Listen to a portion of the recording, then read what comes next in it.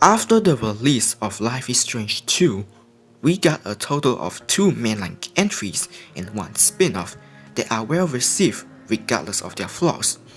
The journey doesn't end here though, as the 4th main game in the series is confirmed to be in development and fans are excited. But here's the thing, it's not gonna be made by Donut. In January of 2021, Donut stated they are moving away from Life is Strange to work on other new projects, but doesn't rule out any possibility of returning in the future. Before I went any further, I just want to give a shout out to Donut. If it wasn't for them, we wouldn't have 2 masterpieces that are adored by many fans. If it wasn't for Life is Strange, my life wouldn't change for the better. Thanks for the past several years. Good luck with your other projects. So, who will be taking their seat from here on? The answer is the one that created the spin-off that is Before the Storm. The future of the series are now on their very hands. In March 2021, a new game under the name Life is Strange True Colors scheduled to release in September. New developer, new characters, and new location. Everything seems to be going in the true direction, right?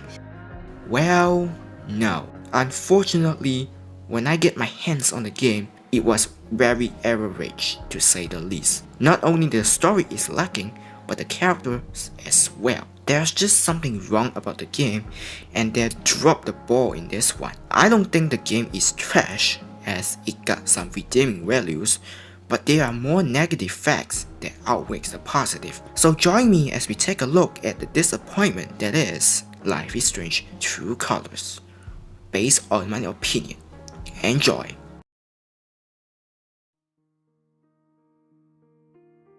Gabe Chen is one of the main characters in the game, and he is the brother of Alex Chen. When she first arrived at Haven Spring, he was the first one to greet Alex while introducing her to the small town, and their relationship are pretty strong, which we can see through their conversation and stuff they did together. But you can throw that out of the window and it won't even matter. Why? Well, he died at the very end of the episode. Oh, did I just say spoiler alert? Calm down people, calm down. Well, blame the developer. They are the main problem. If you are unlucky enough like me to watch the trailer first, they literally spoiled the death of Gabe. For the first time in years. Well, what do you think? I love it. I really let myself believe. Welcome home. I don't know what to believe now, except Gabe is dead.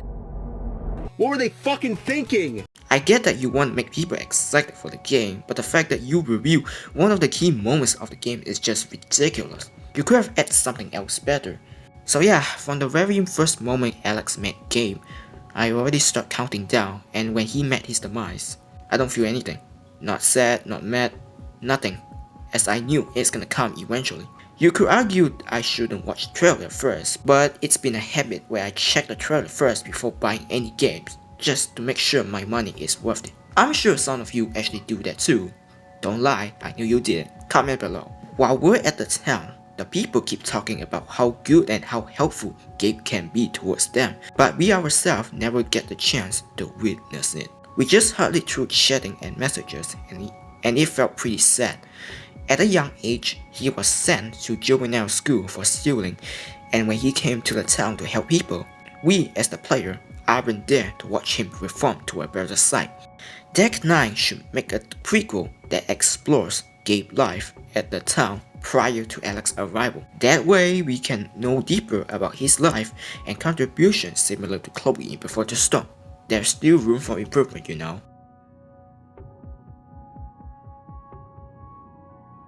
Now that we mentioned Gabe, let's talk about his sister, Alex. Alex is a girl that went through a lot of pains since young age. Identically, when she lost her mom, that's when things went south. Their dad left them and Gabe was sent to juvenile school, leaving her to live alone at foster care orphanages where the people there seemed to be skeptical about her.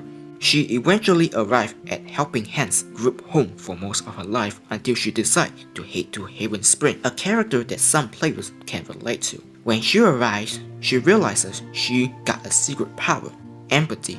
Her mysterious power poses a lot of questions. She can use her power to feel what other people are going through that can affect her own self too. We even get the chance to see her unleash it when Max starts arguing with Gabe, which transforms her into anger, as if the game is telling us that whatever feeling we absorb will change Alex's personality, which in turn revealing serious consequences.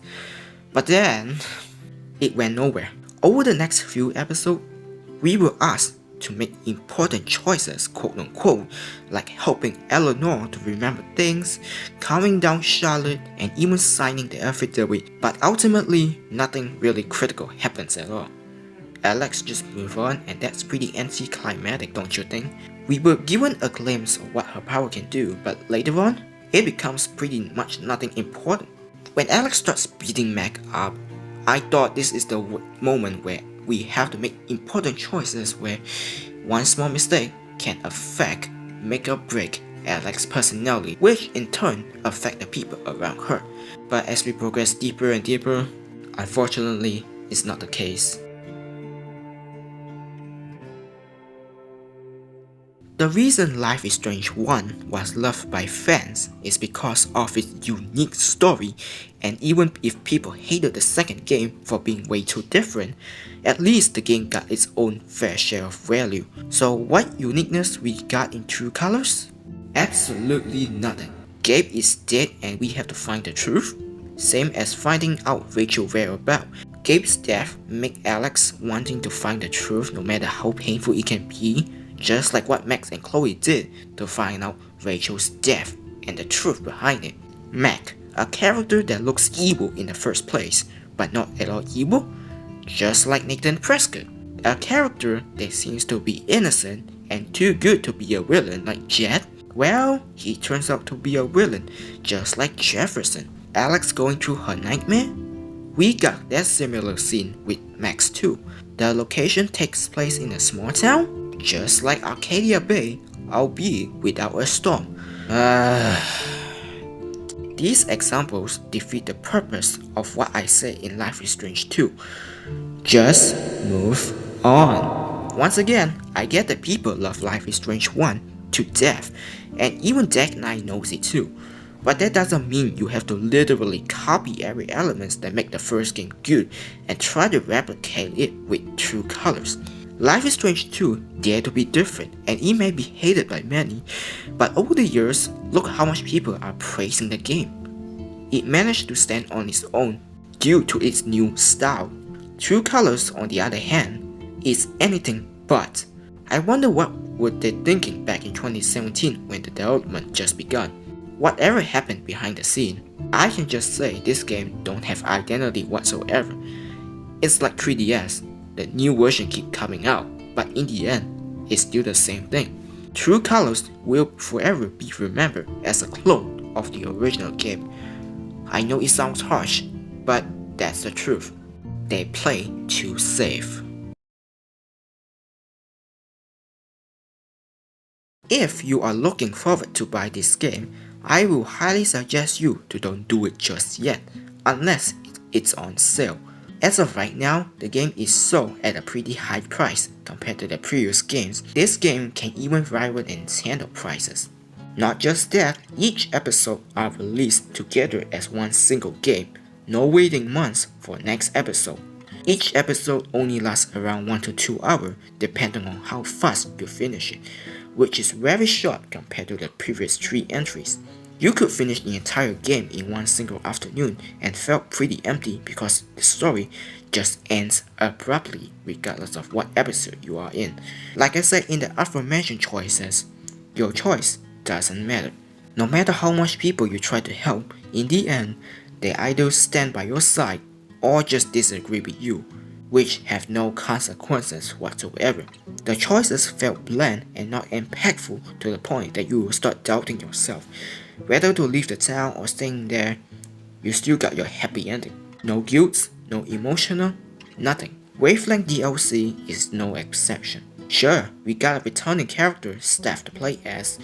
On paper it sounds fun, but when you dive deeper, it isn't. You spend most of your time doing your radio show, picking up calls and cleaning a shop that becomes tedious after a while. What frustrates me the most is that you can never leave the room. How I wish I could go outside to talk to people and most importantly, know what Gabe is up to. That's the best chance we could get to know about him and the contribution to the town.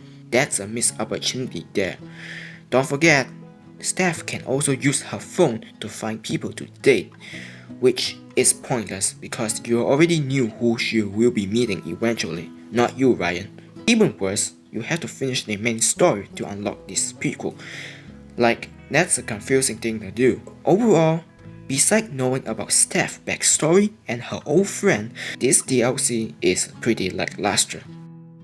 So those are my reasons why I think Life is Strange True Colors is a disappointing game. I kinda surprised some people actually think this is better than Life is Strange 2, but oh well, not a hatred, just my personal opinion. The game still got great elements such as atmosphere, location, and soundtrack, but those still aren't enough to deny the fact that this project is a letdown.